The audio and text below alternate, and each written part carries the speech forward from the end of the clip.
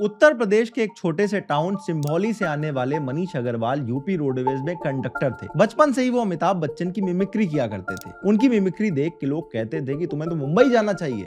उनका भी एक्टर बनने का एक सपना था। एक दिन उन्हें उनके दोस्त ने एक फिल्म का ऑफर दिया। मनीष उस फिल्म में लीड रोल कर रहे थे और जब वो फिल्म यूट्यूब पर रिलीज हुई तो एक हफ्ते में मिलियन व्यूज आ गए। मनीष अग्रवाल रातों रात स्टार बन चुके थे। 2012 में रिलीज हुई इस फिल्म का नाम था हॉट आशिक। दिल तो धक धक कर रहा था, लेकिन अंदर से बहुत खुशी हुई थी। भाई मनीष तू बन गया भाई एक्टर। बैड सीन आया जब लड़की ने कपड़े उतारे तो कपड़े वो उतार रहे थे और रोंगटे मेरे खड़े हो रहे थे। बस एक सीन के बाद फिर मैं खुलता चला गया। 2013 तक मनीष अग्रवाल ऐसी 1000 से ज्यादा फिल्में कर चुके थे और मनीष अग्रवाल को हॉट फिल्म्स का अमिताभ बच्चन कहा जाने लगा था। कुछ ऐसी ही कहानी है परी तोमर की, जिन्हें क्वीन ऑफ इरोटिका कहा जाता है। आप सभी ने ये मीम जरूर देखा होगा। ठीक है, धीरे धीरे हो जाएगा। यही तो दिक्कत है, सब कुछ बहुत धीरे धीरे हो रहा है। पंचायत के बनराकस ने भी कभी ऐसी ही एक फिल्म में काम किया था। ये इंडिया की सबसे मिस्टीरियस इंडस्ट्रीज में से एक है। आपके दिमाग में ऐसे बहुत सारे क्वेश्चंस होंगे। ये फिल्म्स कहाँ बनती हैं, कैसे बनती हैं और ये एक्टर्स कहाँ से आते हैं? इन एक्टर के फैमिली वाले इनके काम को लेकर क्या सोचते हैं? इंडिया में मल्लू कैटेगरी इतनी फेमस कैसे है और इस इंडस्ट्री की एक एक्ट्रेस कैसे केरला की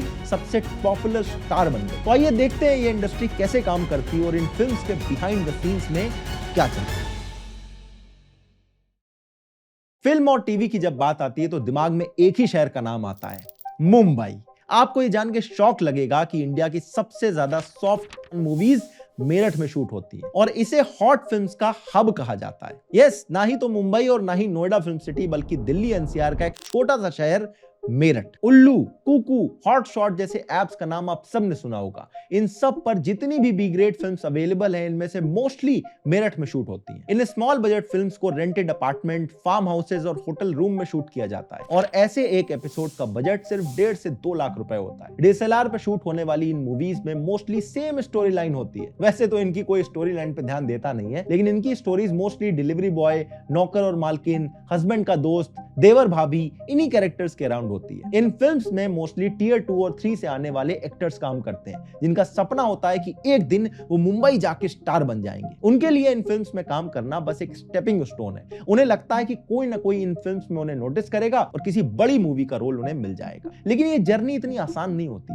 बल्कि रियलिटी काफी अलग होती है। मध्य प्रदेश के मुरैना से आने वाली परी तोमर 2012 में ही दिल्ली आ गई थी, जिसके बाद उन्होंने आरके मीडिया फिल्म इंस्टीट्यूट से एक्टिंग का कोर्स किया और फिल्म्स के ऑडिशन देने लगे। भोजपुरी इंडस्ट्री में उन्होंने डिवोशनल सॉन्ग्स और कई सारे आइटम सॉन्ग्स भी किए। परी तोमर कहती हैं कि बिहार में वो एक सेंसेशन बन गई थी और छठ पूजा पे वहां के डीजे आज भी उन्हीं के गाने चलाते हैं। मैंने हिंदी में ज्यादा किया है, पंजाबी सॉन्ग भी किए हैं 2 मैंने, और भोजपुरी काफी काम किया और आइटम सॉन्ग वगैरह बहुत किए हैं मैंने। 2014 में परी तोमर के पास एक कॉल आया। डायरेक्टर ने कहा कि एक रोल है, लेकिन उसमें एक्ट्रेस को थोड़ा सा एक्सपोज करना पड़ेगा। परी तोमर ने कहा कि मुझे ये सीन्स करने में कोई आपत्ति नहीं है और यहीं से उनका क्वीन ऑफ इरोटिका बनने का सफर शुरू हो गया। 2014 से 2016 के बीच में सिर्फ 2 साल में परी तोमर ने 1000 से ज्यादा बी ग्रेड मूवीज में काम किया।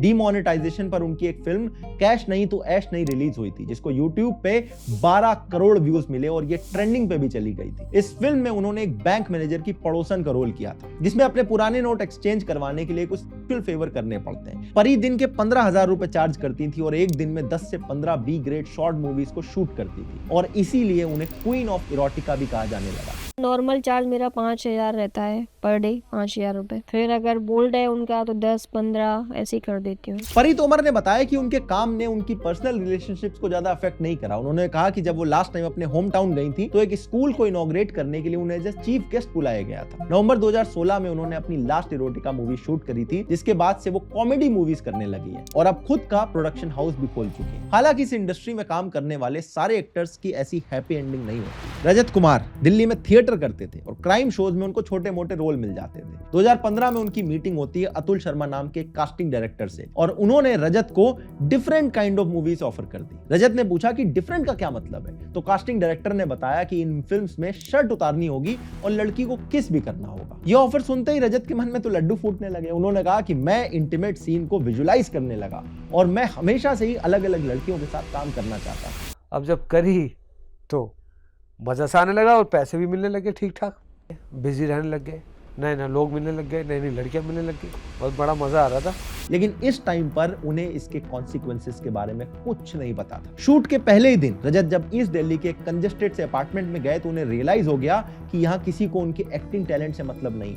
प्रोड्यूसर्स को बस चाहिए था कि वो जितना हो सके वो खुद को एक्सपोज करे। रजत हर फिल्म की शूटिंग से पहले एक कॉन्ट्रैक्ट साइन करते थे जिसमें वीडियो को इंटरनेट पर अपलोड करने की परमिशन देनी होती थी। वो सोचते थे कि इन फिल्म्स को कौन ही देखेगा, लेकिन बहुत जल्दी उन्हें रियलाइज हो गया कि ये उनकी सबसे बड़ी गलती थी। उन्होंने बताया कि वो इतने पैरानॉइड हो गए थे कि उन्हें घर से बाहर निकलना मुश्किल हो गया था। ना ही वो कोई फैमिली फंक्शन अटेंड कर सकते थे और मेट्रो की जगह उन्होंने ऑटो लेना शुरू कर दिया था, सिर्फ इस डर से कि कोई उन्हें कहीं पहचान न ले। उन्हें लगता था कि वो जहां जा रहे हैं सब लोग फोन पे बस उन्हीं की वीडियो चला के देख रहे हैं। लेकिन फिर भी रजत उन फिल्म्स में काम करते रहे क्योंकि उन्हें पैसों की जरूरत थी और इन फिल्म्स में काम करने का पैसा भी अच्छा खासा मिल रहा था। लेकिन इसकी वजह से उन्हें क्राइम शोज में जो छोटे मोटे रोल मिलते थे वो मिलने बंद हो गए। उन्हें कास्टिंग डायरेक्टर्स कहते थे कि तुम्हें लोग पहचानने लगे हैं, सबने तुम्हारी फिल्म्स देखी है। अच्छा, करतोली मजे मजे में अब बाद में ना थोड़ी सी प्रॉब्लम आ गई। प्रॉब्लम इस तरीके से आई कि इसके साथ साथ मैं कुछ अच्छे काम भी कर रहा था, तो उन लोगों ने ना ये फिल्में देखी तो मुझे बोला कि यार ये सब तू करता है तो हमारे चैनल में तेरे लिए थोड़ा सा मुश्किल हो जाएगा, तू यहाँ काम नहीं कर पाएगा। इनफैक्ट उनके दोस्त उन्हें लड़कों का सनी लियोनी कह के चिढ़ाने लगे थे। एक दिन रजत के बड़े भाई ने उनसे कहा कि तुम्हारे काम की वजह से फैमिली का नाम बदनाम हो रहा है। आप में से कुछ लोगों ने ऑलरेडी इनको यूट्यूब पे सर्च कर लिया होगा या फिर सर्च करने की सोच रहे होंगे, लेकिन मैं आपको बता दूं आपको इनका कोई भी कंटेंट यूट्यूब पे नहीं मिलेगा। ये 2014 के अराउंड का जमाना था और उस टाइम पर यूट्यूब की पॉलिसीज काफी अलग होती थी। यूट्यूब पर सॉफ्ट कंटेंट के 500 से भी ज्यादा चैनल्स एक्टिव थे जिन पर ऐसी हजारों फिल्म्स अवेलेबल थी और उनके प्रोड्यूसर्स खूब पैसा छाप रहे थे। रजत, मनीष और परी तोमर ने भी उसी टाइम के स्टार थे। लेकिन फिर यूट्यूब ने अपनी पॉलिसीज को चेंज किया, कंटेंट मॉडरेशन करना शुरू करा और ऐसे चैनल्स धीरे धीरे 2017-18 तक गायब हो गए, जिसकी वजह से इन एक्टर्स को भी काम मिलना बंद हो गया। लेकिन ऐसा नहीं है कि ये इंडस्ट्री बंद हो गई, अभी तो हमारी जनता के पास में फ्री इंटरनेट बस आया ही था और इसी चीज को एक्सप्लॉइट करा बिग बैनर्स ने। एकता कपूर ने 2017 में अपना खुद का OTT platform alt Balaji launch कर दिया, जिस पर इनिशियली कुछ अच्छे शोज अपलोड हुए थे, लेकिन फिर ऑल्ट बालाजी सॉफ्ट कंटेंट का सबसे पॉपुलर प्लेटफॉर्म बन गया। गंदी बात, XXX, रागनी MMS जैसे एडल्ट शोज की हॉट क्लिप्स वायरल होने लगी और देखते ही देखते ऐसे कंटेंट की भरमार हो गई। कई एक्ट्रेस जिन्हें कोई भी नहीं जान रहा था वो रातों रात स्टार बन गई, जैसे अन्वेषी जैन जो गंदी बात शो के रिलीज होने के बाद इंडिया की one of the most googled personality बन गई थी। उल्लू, कुकू, हॉट शॉट जैसे दुनिया भर के OTTs आ गए जिस पर भी सिर्फ सॉफ्ट पॉर्न फिल्म्स ही दिखाई जाती थी। क्योंकि ये कंटेंट रेगुलेटेड नहीं था, इसलिए ये प्लेटफॉर्म धीरे धीरे बाउंड्रीज को पुश करते गए। किसी ने फ्रंट न्यूडिटी दिखाना शुरू कर दिया तो कोई फुल न्यूडिटी शो करने लगा और देखते ही देखते कई प्लेटफॉर्म्स ने इरोटिका से आगे बढ़ के सीधे सीधे वीडियो प्रोड्यूस करना शुरू कर दिया और इनकी सब्सक्रिप्शन भी काफी सस्ती होती थी। अगर सब्सक्रिप्शन नहीं भी लिया है तो टेलीग्राम, इंस्टाग्राम, फेसबुक इन सब के थ्रू आपके पास ये वीडियो पहुंच ही जाती थी। इस टाइम पर अगर आपको याद हो तो OTT स्पेस में काफी कॉमन हो चुकी थी। सेक्रेड गेम्स और मिर्जापुर जैसे क्रिटिकली अच्छे शोज में भी काफी दिखाई गई थी। इनफैक्ट 2018 में जब तक गवर्नमेंट ने वेबसाइट्स को बैन नहीं किया था उस टाइम पर इंडिया का 3rd लार्जेस्ट कंज्यूमर था, यानी इंडिया में ऐसे कंटेंट की बहुत डिमांड थी और इन प्लेटफॉर्म्स के पास ये एज था कि इनकी सब्सक्रिप्शन बड़ी सस्ती थी। जैसे आज के टाइम पर नेटफ्लिक्स एक महीने का फुल सब्सक्रिप्शन लो तो 650 रुपए पे करना पड़ता है, जबकि उल्लू जिसपे कविता भाभी, चरम सुख जैसे अडल्ट शोज अवेलेबल है उनकी 1 साल की सब्सक्रिप्शन सिर्फ 693 रुपीज में मिल जाती है। पहले तो ये और भी सस्ता हुआ करता था। कई एप्स की मंथली सब्सक्रिप्शन बस 30-40 रुपए की होती थी। लॉकडाउन इन एप्स के लिए एक ब्लेसिंग बन गया क्योंकि इस टाइम पर तो कंटेंट लोग ज्यादा देख ही रहे थे। उल्लू की सब्सक्रिप्शन में 250% की ग्रोथ आ गई। इनफैक्ट इनका ईयरली टर्नओवर 100 करोड़ रुपए पे पहुंच गया था और इस टाइम पे टिकटॉक भी इंडिया में बैन हो गया था, तो इन सारे प्लेटफॉर्म पे लोग ज्यादा कंटेंट देख रहे थे। और फिर एंट्री होती है राज कुंद्रा की, जिन्हें एक बिजनेस अपॉर्चुनिटी नजर आती है। राज कुंद्रा एक कंपनी चलाते थे जिसका काम था बॉलीवुड सेलेब्स के लिए एप्स डेवलप करना। लॉकडाउन में बहुत सारे क्रिएटर्स, एक्टर्स और इन्फ्लुएंसर्स को रियलाइज हो गया था कि वो अपनी फोटोज और वीडियोस बेच के पैसे कमा सकते हैं। राज कुंद्रा की कंपनी आर्म स्पाइन ने ऐसे ही क्रिएटर्स के लिए एप्स बनाने शुरू कर दिए। ये पेड एप्स होती थी जिसमें पैसे देके आप कोई भी कंटेंट को एक्सेस कर सकते थे। पूनम पांडे और शर्लिन चोपड़ा जैसे क्रिएटर्स ने इन्हीं की कंपनी से अपने एप्स बनवाए थे, जिसकी सक्सेस को देखकर और भी क्रिएटर्स इस तरह के एप्स बनवाने लगे। फिर राज कुंद्रा ने हॉट शॉट्स नाम से अपनी खुद की एक ऐप लॉन्च कर दी। आई एम श्योर आप में से बहुत सारे लोगों ने इस ऐप का कंटेंट देखा होगा। इस ऐप पर काफी सॉफ्ट कंटेंट अपलोड हुआ और शुरू में बहुत चली, लेकिन इसके कंपटीशन में ऐसी बहुत सारी ऐप्स थी जैसे न्यू फ्लिक्स और फ्लिज मूवी जिसमें प्रॉपर वीडियोस अपलोड करनी शुरू हो गई। तो इनसे कंपीट करने के लिए राज कुंद्रा ने अपने बॉलीवुड क्लाउड को यूज करके कई सारे नोन फेसेस को अपनी ऐप पर लिया। ये एक्ट्रेस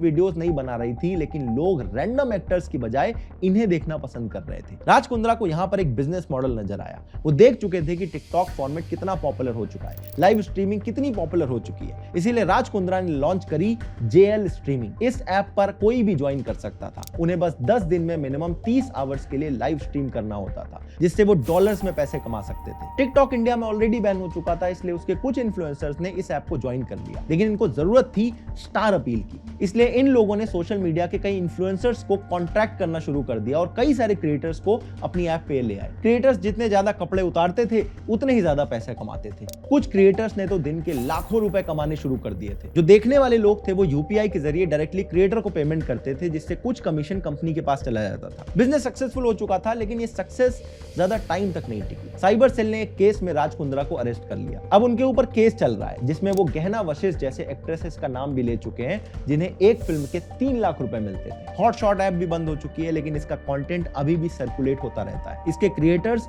अब दूसरी ऐप पे जा चुके हैं और इंडिया का कंजम्पशन और प्रोडक्शन अपने ऑल टाइम हाई पर। मल्लू कैटेगरी इन वेबसाइट पर काफी पॉपुलर है, लेकिन आपको इसका रीजन पता है? मल्लू का मतलब होता है मलयालम बोलने वाले लोग। बेसिकली मलयालम कोई शॉर्ट में मल्लू बोल दिया जाता है। और केरला का से बहुत पुराना कनेक्शन है। 90s में ही केरला की फिल्म इंडस्ट्री का डाउनफॉल आ गया था। मूवीज चल नहीं रही थी, बड़े बड़े स्टार्स की मूवीज फ्लॉप हो रही थी। इसीलिए फिल्म प्रोड्यूसर्स और डिस्ट्रीब्यूटर्स और ऑप्शंस ढूंढ रहे थे। तो उन्हें सॉफ्ट मूवीज का आइडिया आया और ये आइडिया काम कर गया, क्योंकि ये लो बजट मूवीज होती थी और इसकी डिमांड भी बहुत ज्यादा थी। इसीलिए केरला में ऐसी बहुत सारी मूवीज बननी शुरू हो गई। इन फिल्म्स में मोस्टली घुमा फिरा के वही 10-15 एक्ट्रेसेस काम करती थी, जिनमें से एक एक्ट्रेस थी शकीला। शकीला इतनी फेमस हो गई कि वो एक दिन की शूटिंग के लिए 1.5 लाख रुपए चार्ज करने लगी, लेकिन उस एक दिन की फुटेज को ही मल्टीपल फिल्म्स में यूज किया जाता था। अर्ली 2000s तक तो शकीला केरला में इतनी पॉपुलर हो गई थी कि सॉफ्ट फिल्म्स को शकीला फिल्म बोला जाने लगा था और इनकी फिल्म सुपरस्टार मोहनलाल और मम्मूटी से भी ज्यादा कलेक्शन करती थी और इन सॉफ्ट